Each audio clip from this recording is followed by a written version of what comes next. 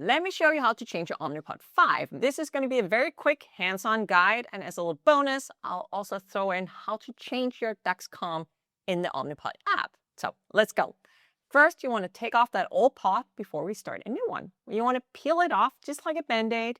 If it's hard to get off, you can use a little bit of baby oil or adhesive remover. For step 2, you want to fill your new pod. This is all you'll need. You'll need a fresh pod like this one. Let's just take that out of the package. You'll need some alcohol swabs.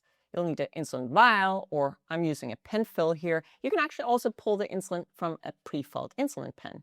Then you want your phone or your PDM. So take that out of the box, put the pod aside. First, we want to assemble the syringe. So what you do is simply twist on the needle to the syringe. There you go. Next, take out your insulin. And here we want to use that first alcohol swab because you want to dry off the top of it. And that is simply to disinfect it. Next, you want to take the cap off the syringe, and then you want to draw out the insulin that you need. How much you're going to need is, well, going to depend on you. Minimum fill is 85 units, maximum is 200 units of insulin. So pull that out. Let me do that real quick here. You also have to make sure there are no major air bubbles. Once you've done drawing out the insulin, just get those out. My diabetes educator described it as little champagne bubbles. Those are okay, but there should not be any large air bubbles. And then you need to move the insulin from the syringe over into the pod. And you do that by injecting it into this little hole here. Let me just grab my alcohol swab, clean that off. You simply want to push the syringe in and kind of, you can feel when it goes through. And then you want to push down the plunger. And once enough insulin is filled, you hear that little beep beep. There we are. And that just confirms that the minimum amount of insulin has been filled into the pod. Now we want to finish setting up the pod. So open your PDM or your app, and you want to set up a new pod. So click on that big blue button and click next because we're already filled it with insulin. Now the pod is going to be priming. This can take a little while. You can hear these clicking noises. There you go. And as long as that is going on, you just have to wait it out. And there we go. We're ready for the next step. And all of this trash, including the old pod, you can just throw in the trash can.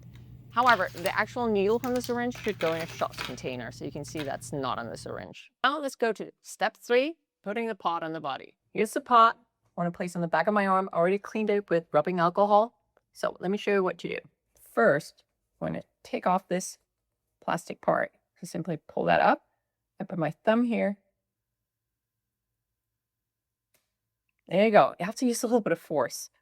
And then you want to check, I guess, that the cannula is not sticking out. Next, you want to remove the paper. So it's really important that you don't put your fingers on it. I want it here, but what I do is I peel up these and away from me.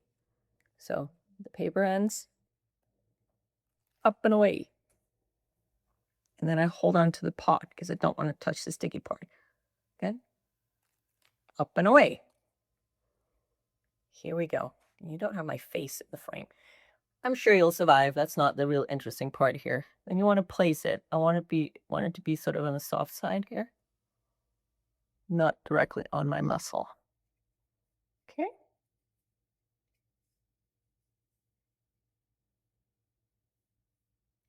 Now, I'm going to start it in the app. Once we do that, it's going to be some clicking. Okay, hang on. Okay, we're back. Again, it's on the back of the arm. I'm going to click start. Yeah. So now it's starting to beep at me. It's annoyed that I wasn't fast enough, but oh well. So I'm going to click start. And then it says, is the pod securely placed? Yes, it is. It's on my arm. I'm going to click yes. And then I want you to listen. See if I can put the little mic closer up to the pod. Because now it's communicating with the pod. Here you go. You can hear it clicking. Ooh, shoot. I think it hurts every time. It is what it is. It's not hugely painful, but I do think it hurts every time. And I get an absolute shock every time. So what the click was the cannula that got inserted. So it gets inserted real quick, and then it leaves behind this little plastic cannula. But now the pod is in. Next step. So the next thing is going to ask is this little window red. So I find it a little hard to see, but you can kind of see it here. It is red. That's good. So that we want to click yes. There we go. And now it's ready to go. So do you want to say automated mode? Yes. I mean, if you don't want automated mode, don't do automated mode. But here we go. I just started a new pod. Now it's going to look for the CGM. It's automatically going to find that because I am continuing with the same CGM. If I need to change CGM, I'm going to show you how to do that as well. I just don't need to change it until tomorrow. So I'll show you tomorrow.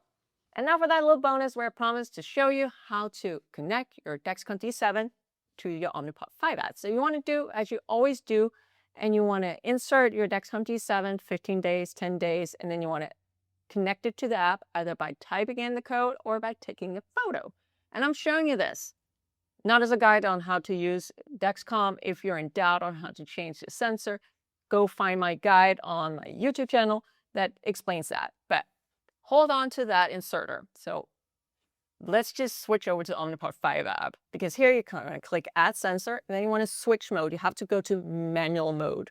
So that simply means that it cuts back and only gives you insulin based off of your set basal rate. But see here, this is why I want you to hold on to that inserter, because you can actually take a photo with the Omnipod 5 app as well, and it'll automatically pull in information. That way you're sure that it's the right sensor. Switch back to automated mode if you want to. See here, it's going to put you in limited mode first. And that's because it haven't found the sensor yet. This can take up to 25 minutes. If you change your mind, or if you want to change your sensor and it hasn't expired yet, this is where you do that. See, I can go out down here, I can click cancel. I don't want to do that. I want to keep my sensor, but that's where I would be doing that. So next thing, you just wait until it connects to the sensor. Once it does that, it'll no longer say limited.